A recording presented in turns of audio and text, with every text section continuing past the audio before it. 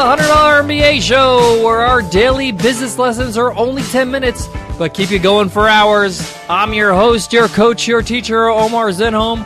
I'm also the co-founder of the $100 MBA, a complete business training and community online. And today is part 2 of our 3-part lesson on the 8 must-haves on your business website. If you haven't caught part 1, yesterday's episode, make sure you listen to it before you continue this episode. Just pause me, I will be here. Go back, listen to part 1, and then move on to part 2. In part 2, we're going to continue and give you 3 more things you must have to have a successful website for your business. Speaking of business, let's get down to it. All right, in part 1, we covered the first 3 things you must have on your website. Number 1 was a clear and effective headline. Number 2 was an opt-in so you can collect email addresses. And of course, you could give something in exchange, something of value like a course, an ebook, a guide, or even just a one-page PDF with some helpful tips. Number 3 was valuable content, something for them to chew on, something for them to learn about you. This could be your portfolio, this could be blog posts, this could be videos. For more about that, check out part 1 again. All right, let's move on. Number 4, or the 4th thing you should have on your business website, is your story. Storytelling is the most effective way to communicate what you do, as well as your brand. Now, you may decide to do this on your About page, but make sure you include your personality and what you've gone through, or the reasoning behind why you built your business. It could be a family business, it could be a business out of desperation or inspiration.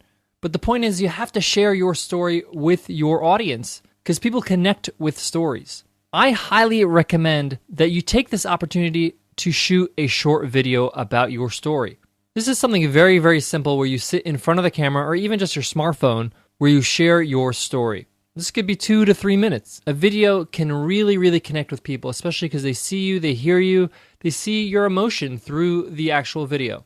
This doesn't matter if you have an online business or an offline business. In fact, a lot of offline businesses find a story video very, very effective because it differentiates them and makes them different from their competition. It doesn't need to be sad or emotional or get people to cry. It could be funny and interesting. Something like Dollar Shave Club's video. We'll include it along with a couple others in today's show notes, and you can check that out at 100mba.net/116. But the point is, even if you don't use video, you use text or images, make sure you share why you started your business. All right, the next one, number 5, a call to action. You need to make sure you have a call to action on every single page of your website. Let me clarify that. You need to have a single call to action on every page of your website, meaning that you shouldn't have more than one different call to action on a single page. So for example, on our homepage at the $100 MBA, we have one call to action, and that's to sign up for our $100 MBA Training and Community. Now, if you head over to the blog, we have one call to action on every page, which is sign up for our updates. In fact, they sign up for a freemium. They get a free gift in exchange for their email, and then they subscribe to our list. So there's always one call to action that's unified on every page. Often, your visitors are going to ask themselves, what next? What do I need to do next? And that's why a call to action is great to have on the page. You'll notice at the end of our blog post, we include a call to action. So when they finish reading our blog post, there's something for them to do. And it's usually subscribing so they can continue to get more valuable content from us. So don't have a page on your website without a call to action. Make sure it's a clear call to action so there's no confusion on what you're asking them to do. And remember, when you're giving your call to action, give them a reason why. Why should I do what you're asking me to do? Sign up for our newsletter is not a reason why. That's just telling them what to do. Subscribe to our newsletter because every week we give away 5 new exercises to help you feel fit. That is a better call to action because I'm giving you a reason why you should subscribe. This is what you're going to get. This is the payoff. And you're going to find your conversions are going to be much higher. All right, number 6. You should always have a way for your visitors to contact you. This could be simply a contact link, which just basically links to an email on the footer of your page, or it could be a contact page. This is especially important if you have a physical store.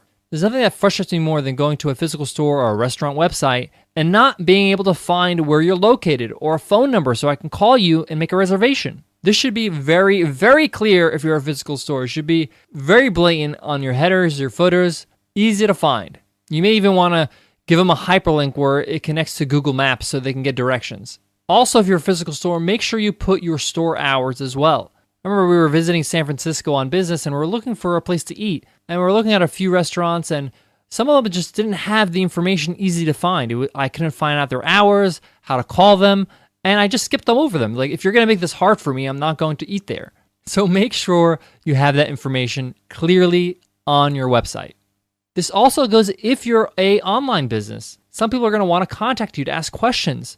Or maybe the press. Maybe someone wants to write an article about your business and they want to get in contact with you to interview you. So make sure it's easy to contact you on your website, either via a contact link or a contact page where they can fill out a form to contact you. All right, guys, that wraps up today's lesson, part 2 of our 3-part lesson. Today we covered making sure you include your story on your website, what you're all about, why you started the business.